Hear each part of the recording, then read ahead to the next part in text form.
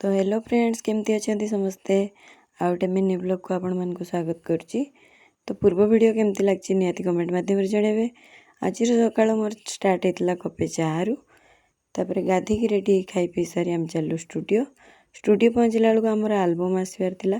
तो album parcel आसी जाइला देखिपे गोटे बेबी शावर आलबम आउ गोटे बोथ साइड का आमर ब्राइड आलबम आउटा हूँ ग्रूम आलबम। तो केमती निहाती कमेंट मध्यम जनइबे। बहुत सुंदर होता अक्लांत परिश्रम फल। तो बहुत गरम होता तो आम जी चलो तो खरा देखिपे। आम 3 जन बाहरी कड़े जाऊ देखु ओढ़ण 3 जन जाऊ खरा काटुचे आमको। तो आमठू से कॉपी करते नाई आम तांकठू कॉपी करतु। तो आम आसिक पहुँची गलु कौन गपुचंदी के जानी अरे सहित मु भी गपुली। तो आसिक आम मंदिर पहुँची गलु देखिपे के सुंदर सूर्य होती। तो मंदिर क्रॉस करी एटी पूजा चलता क्रॉस करी आम चलू खाइबा पाक। देखु मागी मागी केमती खाऊँ मागिबार जे खुशी।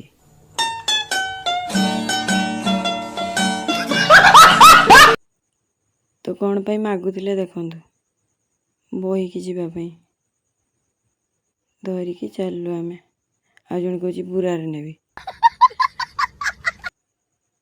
खरारे कष्ट चल चली आ जन देखु कह खरारे मो डाली सुखीगला कई खाई ना खाऊँ देखु कहला बेलू कौच ब्लॉग रे टिके जनईदब मु बालू तो पिलाटे आ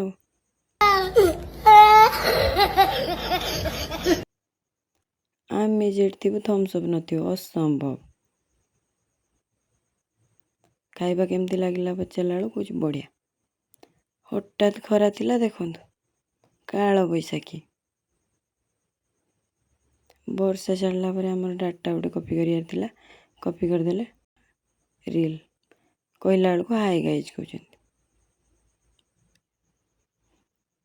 राति गला ये कौन हो स्टूडियो बंद करदेलु चलू घर को।